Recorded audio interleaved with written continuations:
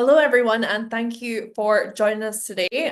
We have a really exciting session planned, How to Stand Out as an Executive in Dubai. And I'm joined by two very special guests today. So, first off, I'll pass over to you, Justin, to introduce yourselves to everyone. Hello, everyone. Thank you very much, Sarah. It's lovely to be here again. I'm Justin Maguire. I run MCG Talent, and it's my pleasure to be able to come in front of you today and share tips if you're an exec on how you can get noticed and hired. Thank you very much. And Charlotte, please introduce yourself for everyone. Hi everybody. Me too. Delighted to be here. It's a real honour to speak to so many of you and to hopefully add a little bit of value. I've been in the region for permanently a little over 7 months, but I've spent 30 plus years building leadership teams across over 100 countries for multiple organisations. But I'm, as I say, apart from that, I'm a mother. I have two grown-up boys. And a friend. And I also run a coaching practice, specialising in probably people that are a little bit stuck in their energy and transforming. Looking to step into sort of new roles. So yeah, delighted to meet you all. Amazing. We're really excited to have you both with us. But before we get started, I just want to pass over to Laura, who is our chat master for today. And she's going to be talking to you all in the chat and passing your questions over to Charlotte and Justin. So, Laura, do you want to just go over how that's going to work for everyone today? Yeah, sure. So, hi everybody. I am just going to run through a quick bit of housekeeping. If you do have to dash off, a recording will be available after the session for all registrants. But if you do stay with us on the live, then we'll be using the chat function where you can ask your questions in real time. And to do that, if you wiggle your mouse at the bottom of the screen, you'll see the chat button. Click on that and you can pop your questions in there at any point during the session. Questions will be anonymous. Only myself and the panelists will see them. So please don't be shy. We'll answer as many questions as possible. Now, to get us used to using that function, I'm going to start by asking you a question and you're going to pop your answers in. And we'll go through those answers after Sarah's covered the agenda. So the question for you is, what is the number one thing you want to get out of today's webinar? All right, perfect. Well, those answers are coming in. I'll just give you a bit of visibility on what we're planning to speak about today. So, first of all, we're going to ask the panel what makes Dubai unique when it comes to the executive recruitment space, personal branding that gets you noticed, how to position yourself for senior roles, networking and visibility tools, common mistakes to avoid, and then we're going to go to our big Q&A. We will try and ask the panel questions throughout, so keep them coming in the chat function, but we'll go to a large Q&A session at the end. And that's what the lineup for today looks like. I'm going to pass over to Laura, who's going to share a little bit about some of the answers that we're having coming in. There's absolutely loads of answers coming in, so over to you, Laura, to share some of them. I mean, we've had a lot. So people are asking how to stand out, which is exactly what we're going to cover today. Cutting through the volume of applications, getting back into the job market after a break, networking and getting into Dubai as an expat, coming from a different country. So loads and loads and loads of answers. So thank you everyone for popping those in. And we're going to try and cover everything as best as we possibly can. Amazing. Yeah, we'll come back to some of those things throughout, and we're covering a lot of those things as part of our agenda. But if you have any specific questions, like we said, put them in the chat and we'll try and answer as many of them as we possibly can. But without further ado, we'll kind of get ahead with the agenda for today. So our first section is what makes Dubai unique. So Charlotte, I'll come to you with the first question, which is what's different about the leadership talent market in Dubai compared to other regions that you've worked in? It's a great question to start with, and I think that what for me and what I've noticed and what I've noticed in comparing to the other countries and the other regions that I've hired is that it's way more diverse, way more diverse in terms of the landscape. I was talking to somebody the other day, first time HR director, and said, look, I'm working for a teeny tiny company. We've only got, 100 plus people, but we've got 52 nationalities working in the team. So, and we're the same. We have hundreds So if you think about from a leadership perspective, you've got to be able to have real clarity. You've got to be able to communicate. You've got to be really open, and you've got to be thoughtful and kind and generous, because not everybody's going to be, at the same place. People are coming from different environments. They've got different values and different beliefs.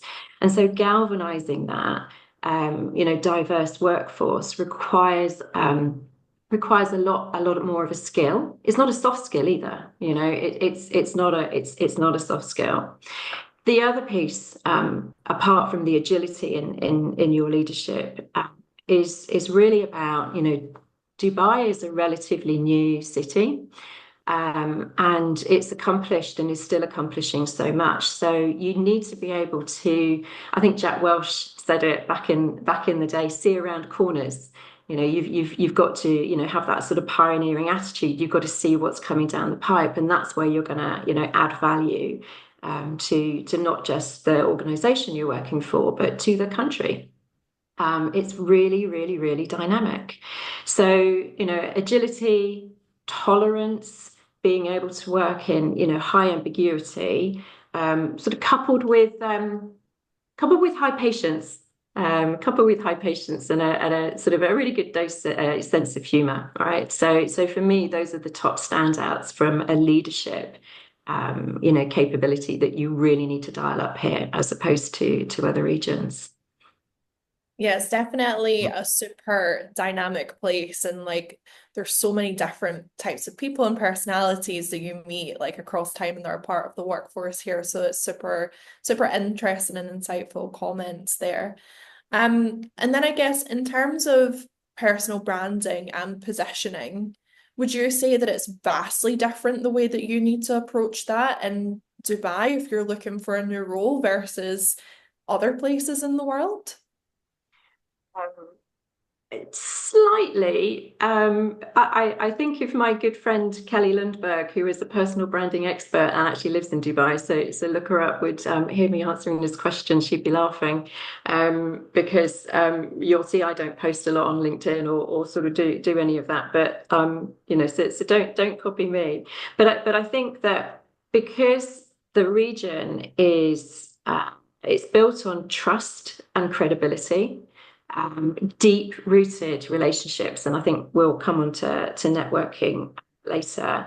Those will be foundational and critical to your success. So when you think about how you position yourself, what you're sharing both online and offline, align it with the innovation, align it with the diversity, align it with the growth, and showcase where you've been really adaptive, and you may have worked in one industry most of your life, doing one particular thing, but there will be some nuggets there. There will be some times when you've had to work in a really agile way, and being really authentic. So share your stories. People connect with that. It's personal branding 101, I hear. But you really need to sort of dial that up piece there to sort of, get ahead of the crowd. So much more so on that sort of trust and credibility piece. Amazing, thank you. And Justin, our very own LinkedIn top voice that we have on the call, I can't not come to you on this question. So how different then is personal branding and positioning in Dubai, or is it not that different than in other regions? Do you follow the same basic principles? Oh, I think we might be having a little technical glitch here. On a question that he would have been so excited to answer, we've lost him. That's how you know we're live. First of all, apologies, my voice and Did talk about being agile and having a sense of humor, right? Yeah. Yeah. Yeah, he's disappeared. There we go. Hopefully everyone's finding that humorous. have you got me back? You're Yes, back. you're back. Sorry about this. I'm having a bit of a technical nightmare. Different rooms. Yeah, look, personal branding, it's something I feel passionately about. It's, obviously if you're on LinkedIn, most people have seen me and my face and the stories that I tell. I try and be as, the stuff that I put out on LinkedIn, I try and talk about me as an individual, the work that we do, and obviously a bit about the region and the sectors that we recruit in. And I think if you're looking for a job, getting yourself noticed on LinkedIn now is just it's 101. And often people are referred, or even clients talk about candidates that are doing well in a certain area because they've seen them online. So always, if you can, share insightful stories about your region to get people to know who you are, get people to think that they know you before they even know you. And for some people that's very uncomfortable, but in a deeply competitive market and executive hiring right now in Dubai especially, I've never known it more competitive. That is the way you can get noticed and stand out. And if people feel that your personal brand can add something to their business on top of your skill set, again, you're going to go above the pecking order.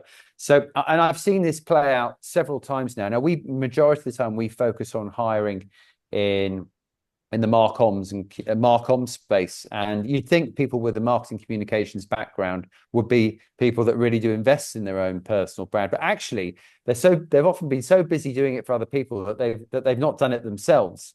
And I would start, look, people often say, oh, I don't want to put my face behind a camera, but I would just start sharing pictures and sharing still images and content that's interesting and useful, or just looking at topical stories within the news that could be useful and start sharing it that way. It's a really comfortable way of doing it. There's an incredible stat from LinkedIn that only 1% of people on LinkedIn actually produce content.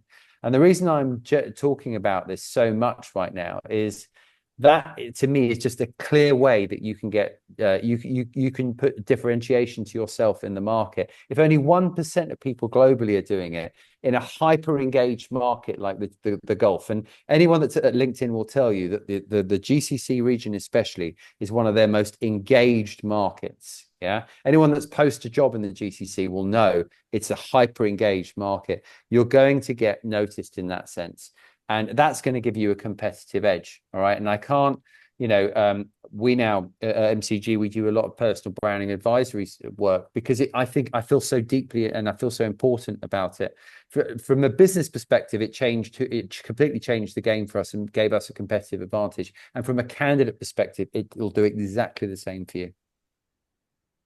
There we go. I told you guys that he would have been excited to answer that question because it's something that we know that he's very passionate about. So I'm glad we got him back online for that one. Charlotte, when it comes to strong personal brands for senior professionals, can you just give us some insight around what you think that looks like in action? So I think, first of all, you need to be really, really, really clear about who you are professionally.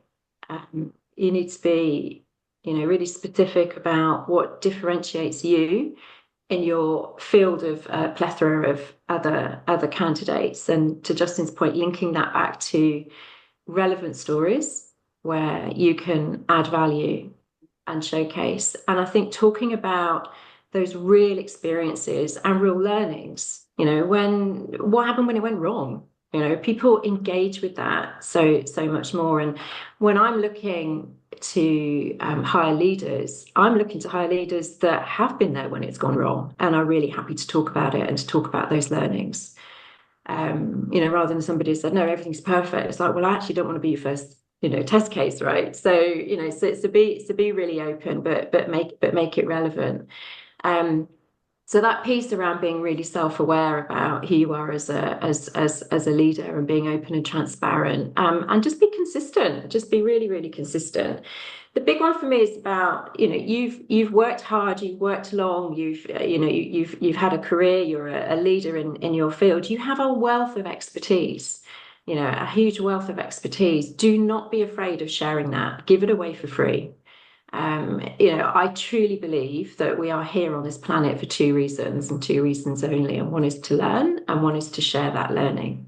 So, don't gatekeep, right? Share all that expertise, because trust me, it's an energy flow, and what flows out will flow back to you tenfold. So contributing to, events and articles, be generous with all of that information. Seek out, mentors or mentees, so, do it that way as well, both ways. Don't forget about the offline connections piece as well. There's sort of really deep, insightful conversations. And we're going to come on to networking, but, always give people a nugget, always, give people something so that they'll walk away thinking that, they've had some value from your conversation. And also the other one for me is celebrate other people's success publicly. That really garners you as a strong, authentic leader.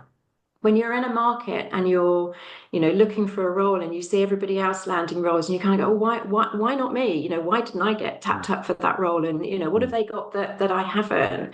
Just pause that thought and celebrate their success. The energy will lift.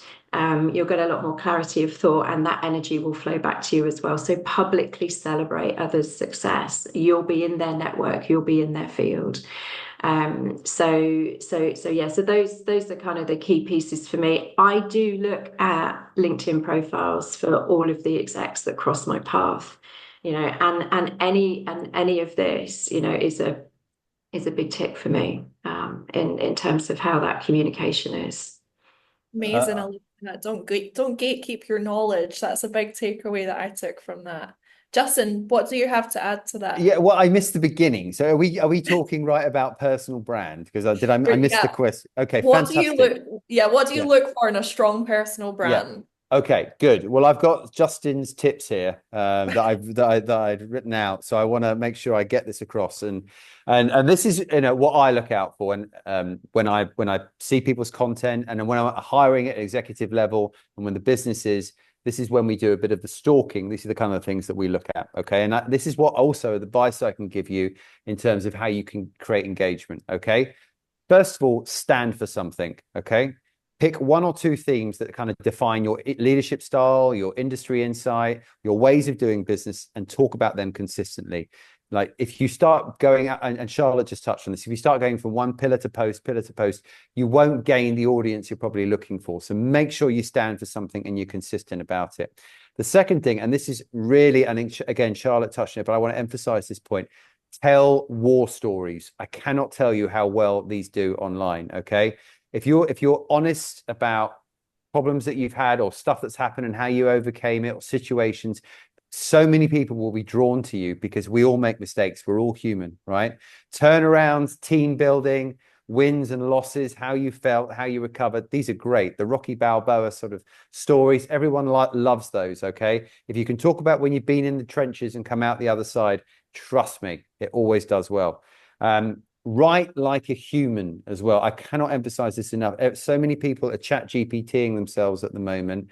It's so easy to stand out if you drop the jargon. Okay. So talking your real talk about how you lead, direct, confident, don't put any fluff in it. I think you'll then definitely get noticed. All right. The fourth point I want to make, you've got to show up. Like, don't be sporadic. The algorithms do not like sporadic people. Okay. If you're consistent, if you've got a time you're posting, anyone that tell you that's gone viral, that's done well, it won't be their first post. It won't be their second. It's actually the algorithm clocks them and then starts to share them. Okay. Fifth point I want to make, and this is my real cheat code. So use this, engage with people up the chain. Don't just produce yourself, but go and find people that you want to comment on. Okay. There's some very clever people that engage with me, and I'm going to really sort of open the traps here, who engage, who probably haven't reached me on email, haven't reached me on LinkedIn because I get a lot of messages, but they put comments on my posts. And it's a great way of getting noticed. So if you want to deal with executives, private equity partners, exec recruiters, CEOs, and they're putting interesting stuff out there, write something interesting on their post that will immediately draw someone's attention. Okay. The sixth point I want to make, and Charlotte touched on this as well, is about the about section. You've got to have a killer summary on your LinkedIn. Okay. That to me is always like, if someone's got a summary and it makes me smile, or it tells me the story a bit about them, I'm engaged. I look further. And then lastly, I want to say is be findable. So make sure, this is such a trick that people use. Make sure in this section at the top on your LinkedIn that you're using keywords and phrases that align with what you want to do next or what you currently do. Okay. That therefore enables people to scroll down and get to understand your backstory. So there are my 7 top tips for getting noticed. There you go. 7 tips trademarked by Justin on how to get noticed. Amazing. Right. We've got so many questions, so we're not actually supposed to have a question break here, but I'm just going to put Laura on the spot and get you to fire 1 or 2 questions to Justin and Charlotte before we move on to the next section. So I want to make sure we get as many questions answered as possible. So let's pick 1 or 2 and the rest we'll try and get to at the end. Okay, yeah, we've had loads. So thank you so much, everyone, for getting your questions in. It's great to see how many questions are coming in. So just to pick a couple, I thought this was an interesting question that we do get asked quite a lot. Given diversity and the breadth of talent available in the UAE, do firms still hire senior talent from abroad, or is it now a necessity to be on the ground in the region first? Let's go to you, Justin. Well, I would say, look, it's very hard for us to answer that when we don't know what it could be often with senior positions, there's a particular skill set and experience people are looking for. Now, we normally look locally first, and if we can't find locally, we'll go international. But sometimes we're briefed on something that's incredibly technical, or that's not, there really isn't the industry or the experience isn't in the region, and naturally we'd look international there. But I will say, and this goes across all hiring at the moment, there is a gravitation towards local experience, and most recruiters that I know of are looking, and brands themselves that are hiring are looking for local talent. And it's a much more mature market now than it was, say, 10 years ago, and there is a great deal of talent here with experience that has the GCC as their long-term home, and so there's just more options locally than there ever was before. Okay, perfect. Anything to add to that, Charlotte? I absolutely concur with that. So if I think about the work that I'm doing, it is a blend.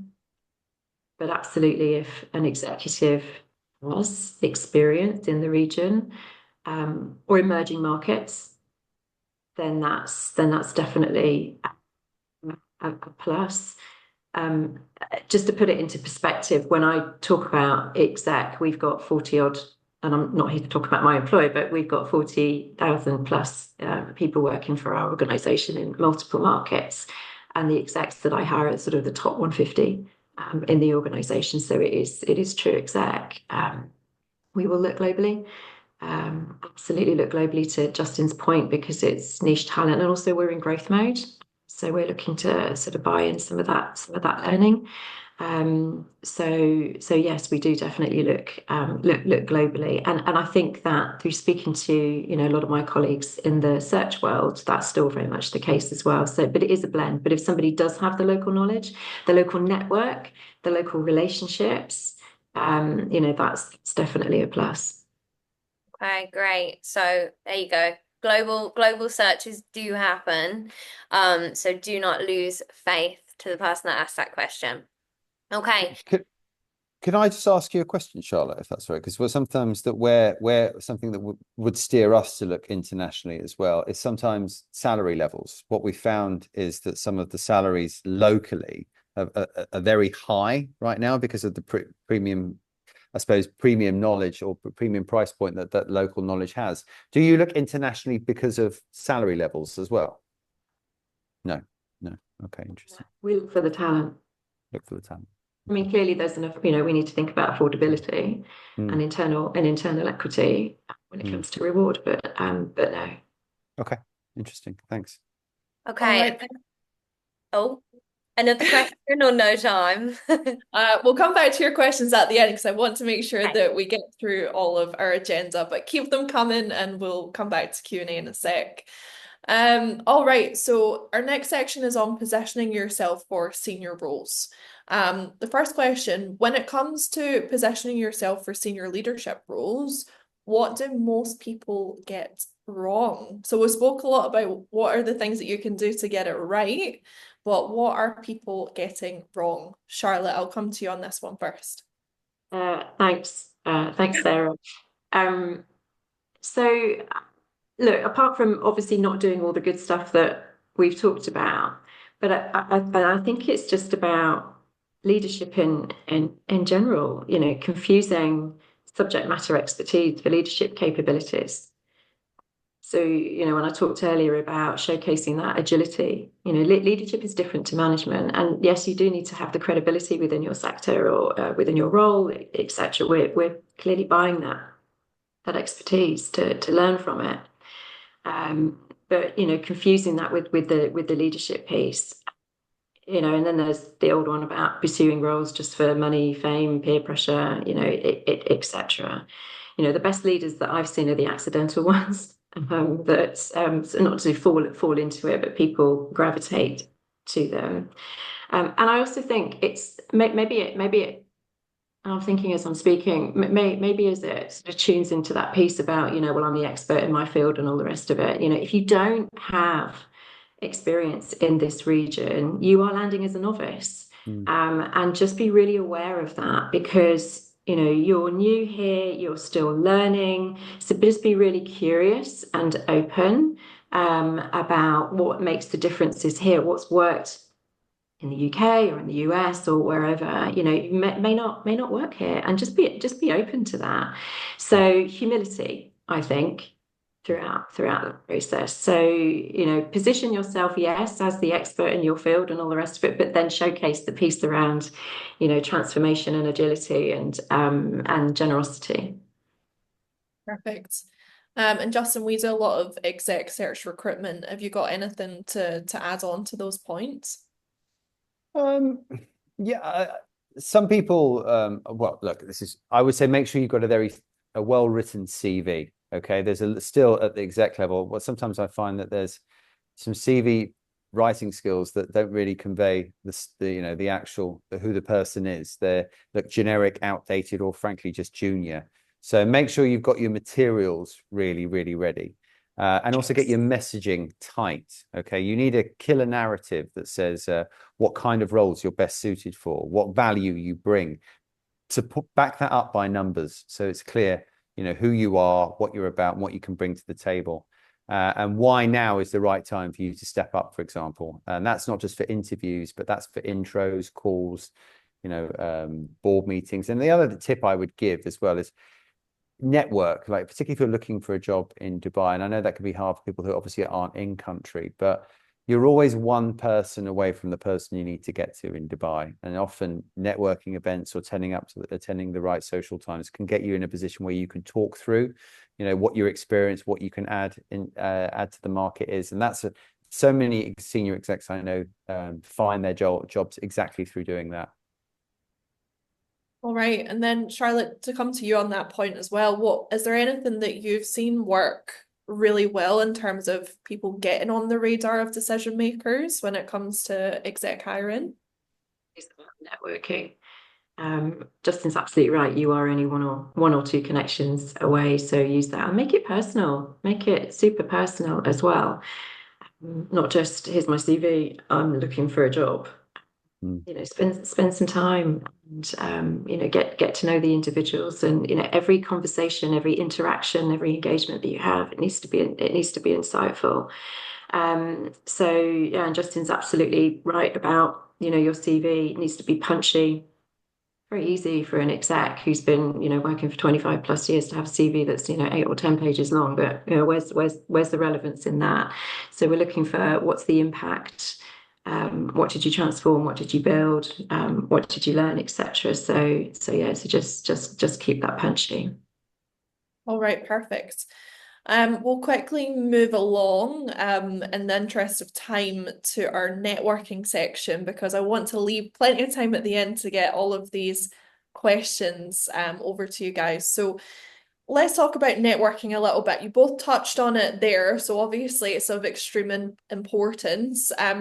What's your advice for doing networking well? There's always, network, network, network. But if there's anyone who's watching this just now who doesn't know how to do networking in practice, especially in Dubai, what advice would you give them to kind of get started and do it in a way that's actually impactful? I can start with this one. And this is something that it's like rule 101, give before you ask. Okay. A lot of people forget how they, that if you offer value to someone, if you offer something insightful and interesting, particularly if you're an executive from your experience, you're much more likely to be remembered by giving value, by offering something up, than you are by sending a message that screams, help me. Okay. I think there's a lot of people that fire out messages that say, help me, written all over them. And I can understand why. So I please don't think I'm not being compassionate on that. But I think if you offer insight, if you meet someone and you offer something useful, and you comment with something sharp, and you're giving before you ask, you've got much more chance of having a good, insightful, and interesting conversation with someone than you are just rocking up saying, hey, I want to get a job. Hey, it's rule 101. And a lot of people that I meet and I see take place at networking events forget that golden rule. Perfect. Charlotte, do you have anything to add there in terms of good advice for people who want to network in Dubai? It's gold, that's absolute gold. So just give before you receive. It's my philosophy. I think it's building that supporter network really, and just get out there and do it. Just go and ask loads of questions. Just get out there and do it. It's huge fun, and the energy that you put out is the energy that you attract. So you will bring back to you what it is that you're looking for. So there are multiple events going on around Dubai, both online and offline. Multiple ways to connect. It's not just LinkedIn. Justin's point around commenting on other people's sort of posts, people that you aspire. Go and find 10 people that you think are phenomenal and where you'd like to be, in the places that you'd like to be and be connected to, and just spend some time commenting on their posts. Is what will get you noticed, sort of get you over the, oh right, okay, we're in this now, so let's get going. And if you do spend any time here, get used to drinking coffee. Just turn. Everybody is here to network, so it's not an alien concept. You're not going to walk into a room and be the only one there that isn't used to this. Everybody's doing this, so it's a very, very welcoming crowd. It really is. But to Justin's point, be really, really consistent. I get multiple approaches, as I presume Justin does as well, every single day. I can't respond to everybody. I can't spend time with everybody, and I really, really would like to. But make it personal. Give something back, ask for advice as opposed to a job, etc. I work for an organization in Dubai that there's another organization that sounds very, very similar. And I can't begin to tell you the amount of people who send me the most articulate messages, and then put the other organization's name in there. And I'm like, I really feel for you. I'm a compassionate and kind person. I really don't want to judge, but you kind of missed a trick there. So, so spend the time doing that. It's quality over quantity, really. It's the quality of your network that's going to land you. It's about how people talk about you when you're not in the room. It's having those supporters that are going to refer you. In Dubai, especially, you're more likely, sorry about this, Justin, to get a role through your network, and through people referring you, than you are, via a sort of a search firm. Maybe not the case in some of the, like Abu Dhabi, but definitely in Dubai. And so yeah, make it deeply personal and spend the time. Don't go thinking I need to do 100 of these today. Just do fewer, and you'll get much better returns. Yeah, I mean, everything you said there makes so much sense. And look, by the way, I didn't take that. That's no offenses made. It's the reality is most people use exec recruiters for confidential roles, hard to fill positions, and they often try and use their internal teams or their network first, right? So the jobs that we get on the senior level, they're often very confidential. But what I would say as well is a lot of people give up easily. Now, again, I'm probably going to open the doors for being followed up quite aggressively here, but I'm amazed how many people stop following up after one message. Okay, and timing, as with everything, is key, right? And you've got to follow, like, remember, the person that you're probably reaching out to, particularly with exec hiring, is probably very busy, right? And that one message that you sent, hoping to get a response, that's just not going to be top of their priority list. But if you follow up without being a pest, so maybe once or twice, a short, polite, to the point message, the chances of you getting noticed or getting a response will increase. Okay. And I can't tell you the amount of times we've managed to find the right candidate. There's someone we're looking to speak to, the shoe on the other foot here, that we've sent one message to and that person hasn't replied. And we've gone, damn, that candidate is perfect for that role. Wish they would have replied. Let's just try another message. Just hey, I don't know if you saw that message above. Boom. Reply back. Oh, sorry, I was on holiday. Or sorry, I was caught up in a meeting. You got lucky with that. In our own recruitment business, when we have an email automation sequence that goes out, we often get, and we have 8 sequences that go out, we often get engagement back between the 6th and the 8th email. So that tells you how many times sometimes you've got to nudge someone before you get a reply. Now, I don't encouraging everyone to be a pest here, but what I'm showing you is persistence here. But Charlotte's absolutely quaking there. No, Yeah. I'm just saying that sometimes it pays to follow up in the right way, not, and that is to be short and to the point. And make sure that you are following up with the right people. And again, a type of message I would send is not would love to connect. I mean, everyone writes that, okay? It could be, I've seen your work in the sector that you're in. I'm building something similar. Would love to, great to connect and exchange thoughts. Completely different type of message you've got there, okay? And I see someone's asked the question, what tips would I give for networking and offering value? That is your exec level. You will have experience and your own personal knowledge that is unique to you and experiences that you've had. I'm sure you can offer value up that way. I'll give you an example. I met someone recently. We've got a business in Hong Kong and Singapore. And I immediately opened up with what life was like over in Asia compared to Dubai. That person didn't know about that. It opened the conversation in a different way. That's just an example. Perfect. All right, Laura, I'm going to come back to you now. We'll do a quick Q&A session and then we'll go to our last session, which is around practical tips for getting into the exec level, and then back to our last Q&A. So we'll take a couple of questions now before we get back to the agenda. Okay, perfect. It's quite hard to choose because there's so many to choose from. But a question that I see a lot on LinkedIn and for the women of the working world, how can women get back into the workforce after a long career break for, say, motherhood? Because this is something that we see all the time. So, Charlotte, I'm going to come to you for this one. Yeah, I think it's let me dial that back a little bit. Mm-hmm. Having, I'm a mother and I came back to the workforce a very long time ago.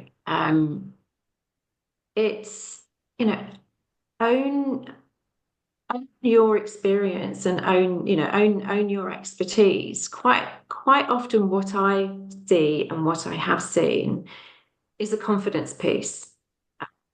And I'm not shifting anything onto the individual here, but it is a very competitive market. You have so much value, running a house and all the rest of it, and all of those learnings. So it's you are a phenomenal asset to any organization, and I think showcasing where you've learnt, where you've learnt, where you've sort of transitioned, goes to show that you can re-enter the workforce. I'm struggling a little bit in this region, having been here for a short period of time, but Other markets are a little bit more ahead, I think, and there's some phenomenal organisations that can help. But I think that owning your USP, being more confident in yourself, and showcasing where you've learned really quickly, you've been adaptable, might take some of the sort of make people more comfortable in sort of saying, yeah, can enter back into the workforce pretty quickly, but be really, really clear about what it is that you want to do, and be really, really clear about your non-negotiables as well. Because you may have different priorities. Your energy might be in a different place in terms of what it is that you're looking to do.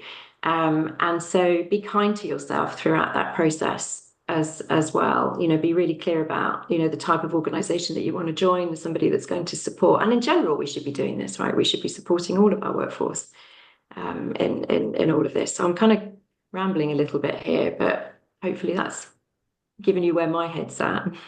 Yeah, for sure. It definitely has. Justin, anything to add on women re-entering the workforce? I don't know if Charlotte, you might not know this, but my wife and I launched a platform called Hopscotch about 10 years ago into Dubai, and we ended up having 80,000 women on the platform. It was the largest platform that engaged returning women back into the workplace, and we had a huge raft of candidates. And we really struggled with engagement from companies. There was a lot of companies that wanted to support this, but what the issue was fundamentally was the ecosystem in the Middle East with the visa structures, etc., made everything very complicated. And if I can just say that I believe there is now much more of an appetite, a decade later, a much more an appetite for brands to engage a flexible work situation.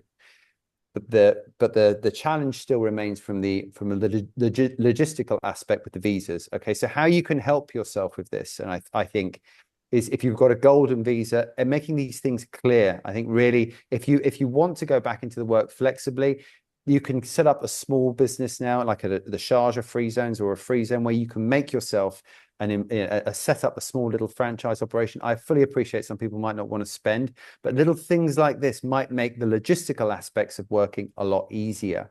So that's probably something to consider as well. It's still a market where, Charlotte and I can't do much about that. It's still a market where the freelance and the freelancing is still very much in its infancy. There's not a lot of businesses that offer that. It's predominantly a full-time market. So the market is changing, and I appreciate there's lots of people that have moved here and looking for that. But the reality on the ground is as well, there's just slightly limited. I think the SME market is made for this, by the way. And I think finding there's so many small boutique businesses that would love experienced resource that can help. And if you've got a visa that can enable you to plug in and play, I think there's a huge opportunity there to jump into that. Slightly different to executive recruitment, what we're talking about here, but that's where I would aim to pitch myself, is into that SME, the thriving SME market that the GCC offers. Great advice. Thank you, both of you. One more question before I hand back to Sarah. We've had a lot of questions about the age factor in this region. So can you address the age factor in a very honest and direct way? How is age influencing recruiters and companies' choice on candidates? Do people have an opportunity, and are they still interesting at over 50? Okay, do you want me to go with that? Yeah, go. Well, I hope that I'm still interesting Definitely are. over 50. I feel that I'm in my youth, really. I feel much more energetic. I feel, much more open to learning. I'm just getting started. Not what I've seen. Not what I've seen at all, especially when we're looking to hire C-level, executives. We're looking for that wealth of talent. And I'll tell you why. The conversations that I've had and I've had with some of my friends out there in the search world that have been here for a lot longer than me is buying the expertise that can help shape and coach the younger generations coming through the business, because it is all about legacy here. So, you know, bringing in somebody who's had a plethora of experience, not just to help grow that company and go off into different markets, etc., and buying that capability, but it's that coaching mentality. So it's back to that leadership piece that we're looking for, to really, you know, bring everybody up behind them. That is top of the list for a lot of the conversations that I have.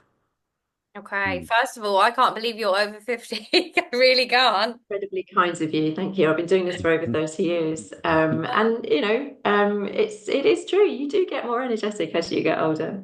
Yeah, I love that. Okay, so to answer the age factor question, from what I'm gathering, that's going to play in your favor.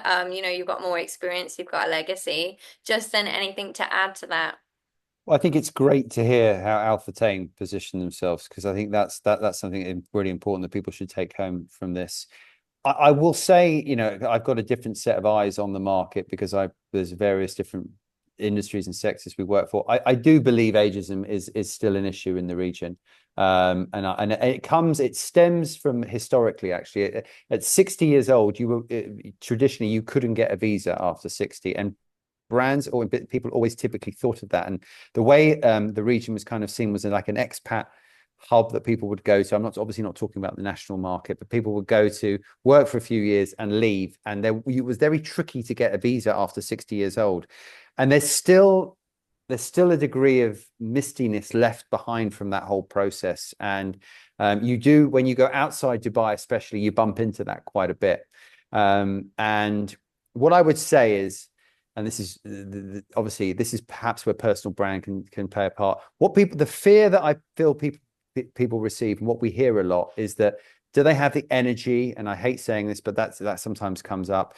Does that person? And by the way, I'm 45, so I'm not far off. You know, what we're saying here. Does that person? Maybe. Yeah. Does that person get their hands, roll their sleeves up? Now, one thing I've learned over being in the region for 17 years is that everyone wants someone that rolls their sleeves up. Okay.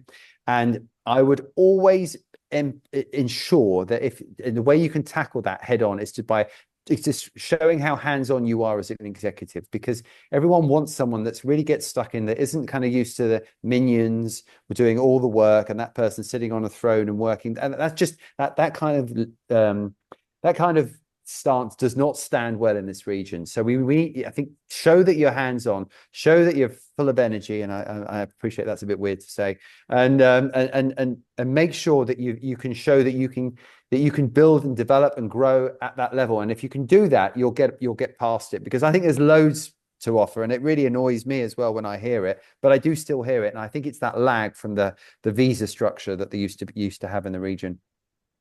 Okay, perfect. Right, I'm going to hand back to Sarah to finish up that last section, and then hopefully we'll have time for a question or two more. Perfect, thank you. Our last section is practical tips on getting to the exec level. So how can great people progress to that next level? What's your tips for people that are looking to get there? Charlotte, I'll come to you on this one first.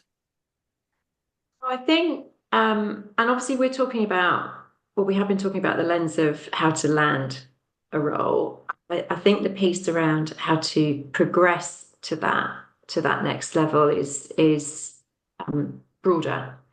And my advice to individuals has always been, you know, seek out those secondment opportunities, seek out those projects, you know, seek out the senior people that you know, and ask them, how do I learn from you?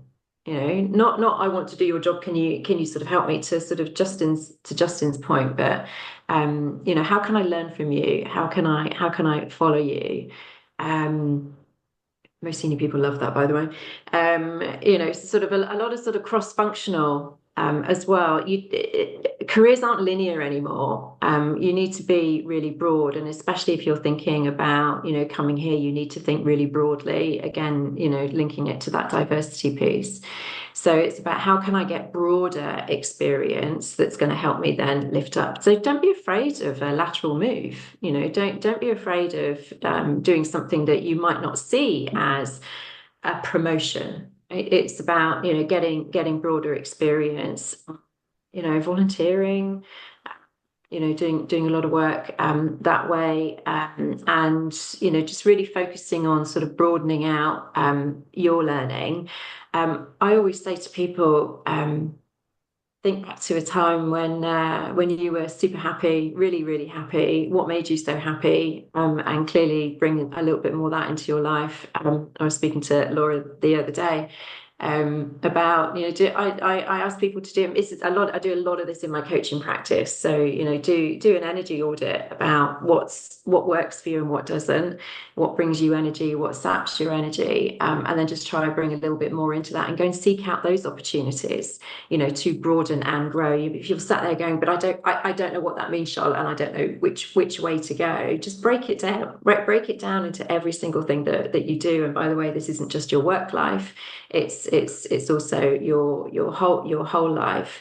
What brings you alive, what gives you the energy, and trust me, that will show. It will show in how you show up, and when it's aligned with your energy, it becomes super easy, right? So for me, it's about seeking out those new things, those new learnings, which shows that you've got an open mindset and a growth mindset. Amazing, very interesting points there. Justin, anything to add to that? The three key things when I speak to founders, CEOs, or chief people officers that are looking for a senior exec, there's often three things that come up. First of all, it's owning a number. Okay, I think if you're going to climb the exec ladder, you need to own a number. Okay, you're not going to get promoted without driving revenue, profit, or some serious business outcomes behind you. So you've got to show how you've impacted P&L and you've not just supported it. I think that's a real critical thing. That's what gets you up in a business. The second point I'm going to say, and I remember seeing a clip by President Obama, and it said, what advice would you give to someone looking to progress in their career? And he said that be the person that gets things done. Okay. His best hires that he ever made was the people that just got things done, where the problems didn't even come to his desk because they sort of solved them already. So be a fixer, not a follower. Okay, be the person in your business that gets things done and that people tend to rely on as a result of that. I think that's an absolute critical one to do. And the other thing I can say from my own experience of people that I promoted and from other people from other business owners that I know and the employees they value is that those that think like an owner. Okay, so they say they don't look at the boss or the CEO or someone and go, what do I need to do?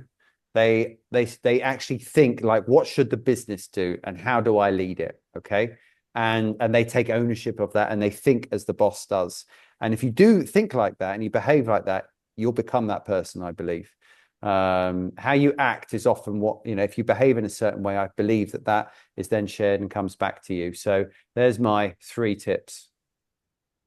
Wow, I'm loving all this talk about energy and positive Me thinking. too. Great.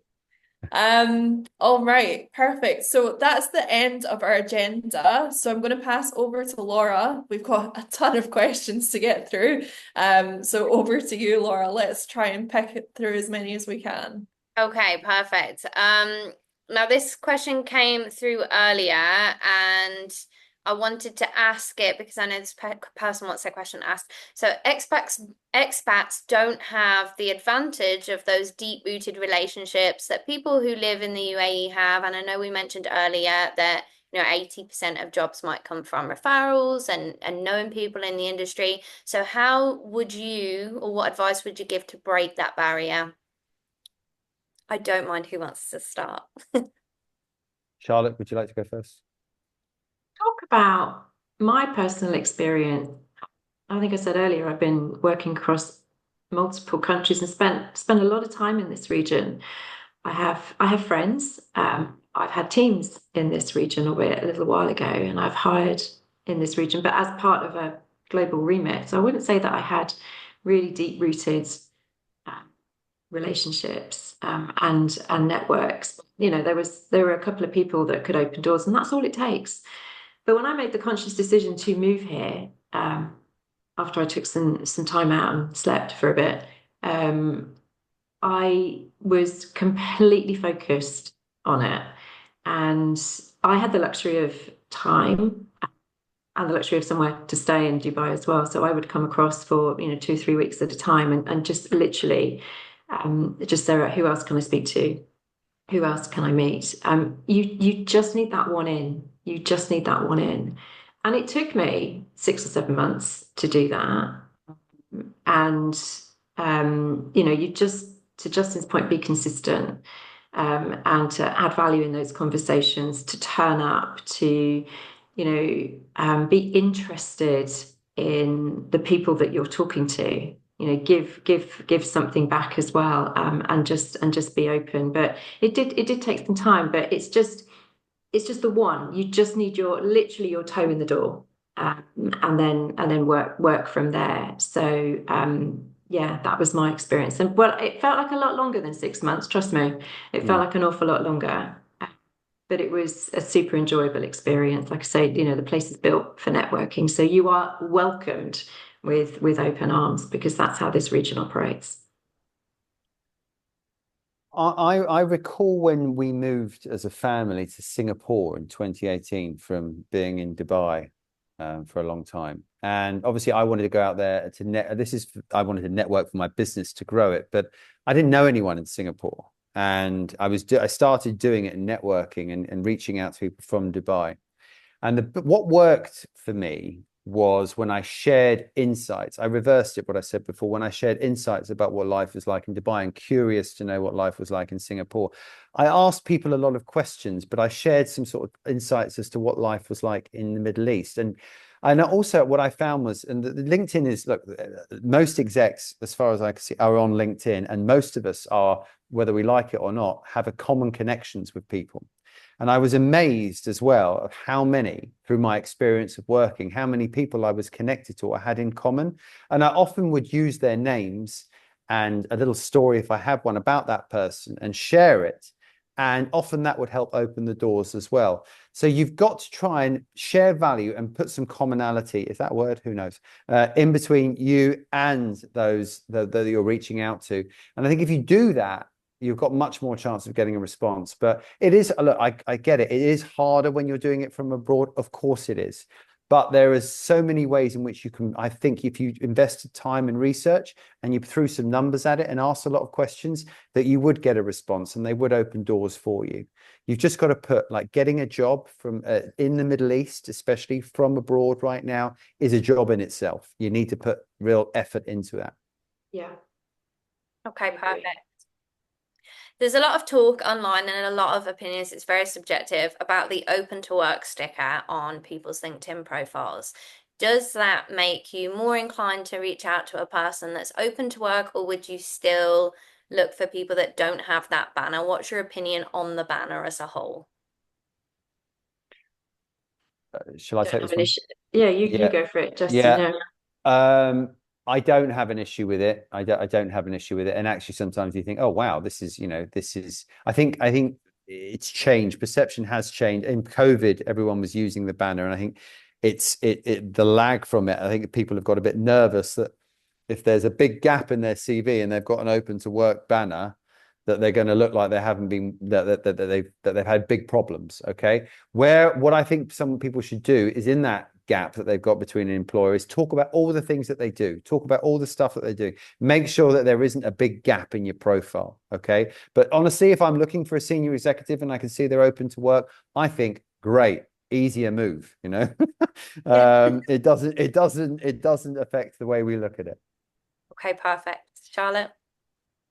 I honestly, I think the whole rhetoric around, don't put it on because it makes you look desperate and companies will take advantage. I don't know who came up with that, but it's not helpful. It really isn't. And it's so negative. Do not have an issue with it. Own your identity, own your brand. And to Justin's point, if I see somebody and they're open, I'm like, yes, excellent. Hopefully they'll come back to me and we can have a conversation. Would it stop me reaching out to somebody if they didn't have it? Oh no, of course not. Of course not. But yeah, just do what feels comfortable to you. Okay, it's very, very personal, but yeah, an issue with it at all.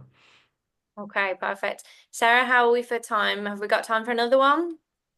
We're running a little bit over, but we still do have a lot of people on. So if everyone's okay to stay on for another 5 minutes, we can get through a couple more questions, if that's all right.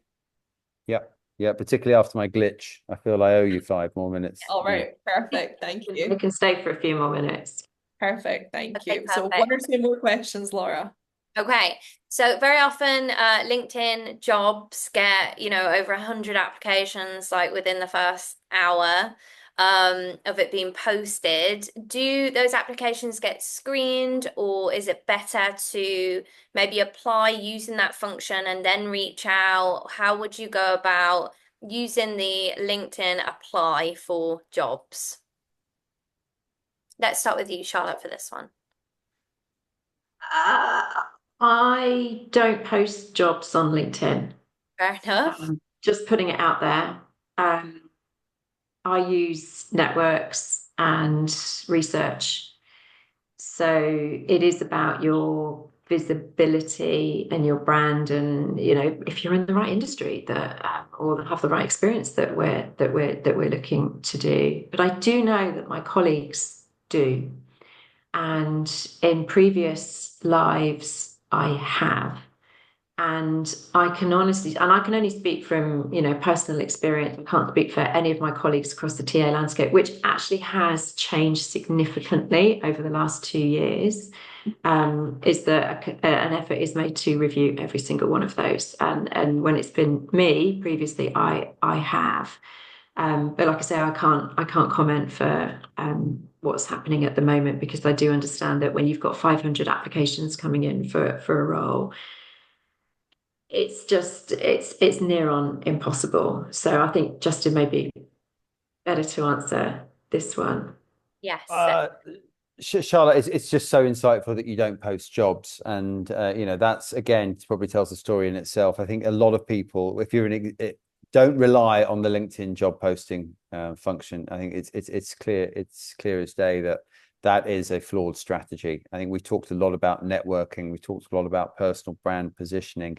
If you do that, and yes, look, I'm not saying don't apply, but it needs to be part of the ecosystem in which you're using to get a job. Don't just rely. Any recruiter in the GCC right now will tell you they're getting bombarded. That is just the nature of the beast. We had 5,000 applicants for one role in 1 week, and LinkedIn shut the job down, to give you an idea. I mean, that is crackers. So don't rely on it. I think use all the tips that we've shared in this webinar, and job posting and replying to job posts is one part of the ecosystem. A lot of the ways you'll get noticed is doing everything that we've mentioned today. Okay, perfect. Exactly. Okay. Now, we talked earlier about how to reach out and about giving value before taking it and asking for things. So, say if that initial outreach has been done and you've given some value, sorry, what qualities following on from that in a LinkedIn message, introduction of who they are and what they do would keep you hooked? Is it, being able to access their work really quickly? Is it, what capabilities they have? What would keep the conversation going in your minds?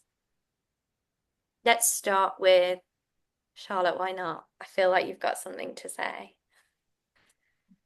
Picking on me today, guys, isn't she? No, it's fine.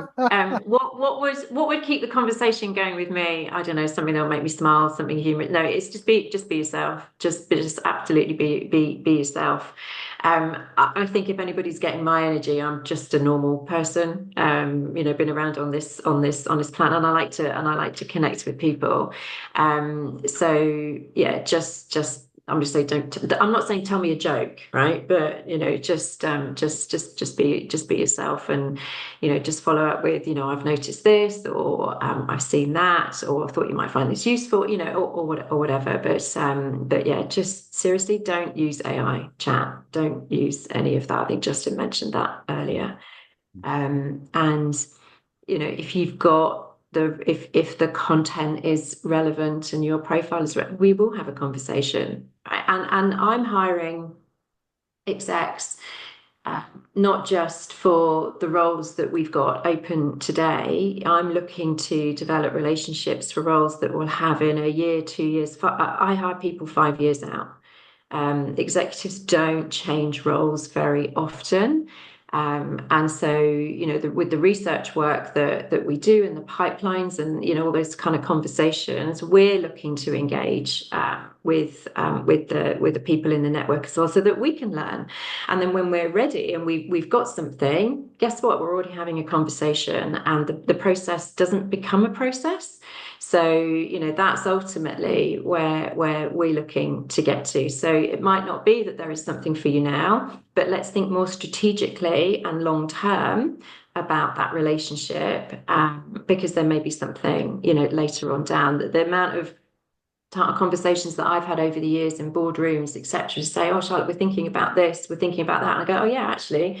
Spoke to a couple of people the other day, you know, let's do some fireside chats, you know, whatever. So that's how, you know, that's how we build leadership capability internally, by knowing who's in the marketplace. I don't know if that's helpful or not, but yeah, just be yourself and don't think about the instant need that you have. It's more longer term. Perfect. Long-term place. And Justin, anything to add to that?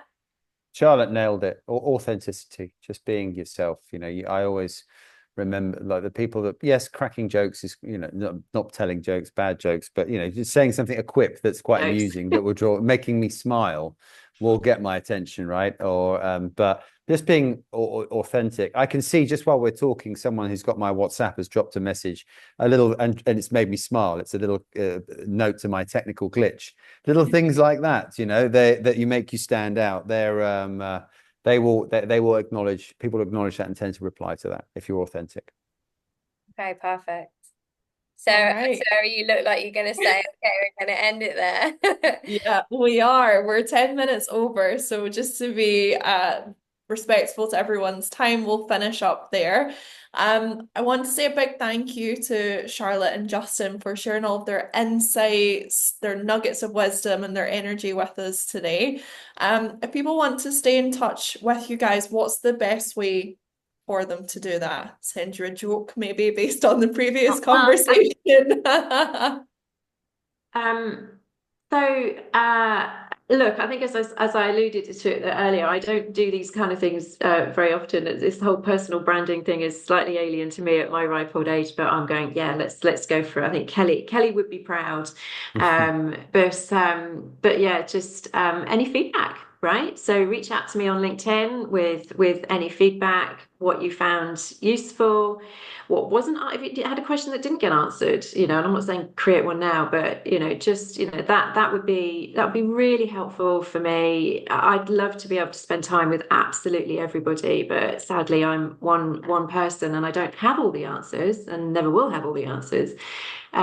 So yes, just as any key learnings from me would be great, is my ask to you. Thanks. Thank you so much, Charlotte. Justin? Charlotte, I must say, I've been looking at the questions and the chat coming through. There's so many people have enjoyed having you on the show. So I must say you've been a great contributor to the show, and I think everyone loves your energy that you're putting across as well. So thanks a lot for that. And I would say the best way to reach out to me is, yes, LinkedIn messages, but also just comment on my. I think I've given you a big tip on this as well. Comment on my posts. You tend to get noticed that way really quickly as well. The LinkedIn has an other section on messaging. Now, Charlotte and I, sometimes we don't get your messages because they get automatically filtered into this other section that LinkedIn decides. So do realize that sometimes it can take a long time to reply because of this other section where if we're not connected. So, but if you comment on the posts, I will see you. Okay. Amazing. Thank you both so much. And thank you everyone for joining us today and asking so many great and insightful questions. We do these webinars around once a month, sometimes twice. So do keep an eye on our MCG Talent LinkedIn page. We post everything on there. If you want to join us again in the future, there's ways that you can do that through there. Keep in touch with us all on LinkedIn and you'll see any upcoming webinars or events that we do have. But a big thank you to everyone who joined us today and to the panelists once again, and hopefully we will see you on the next one.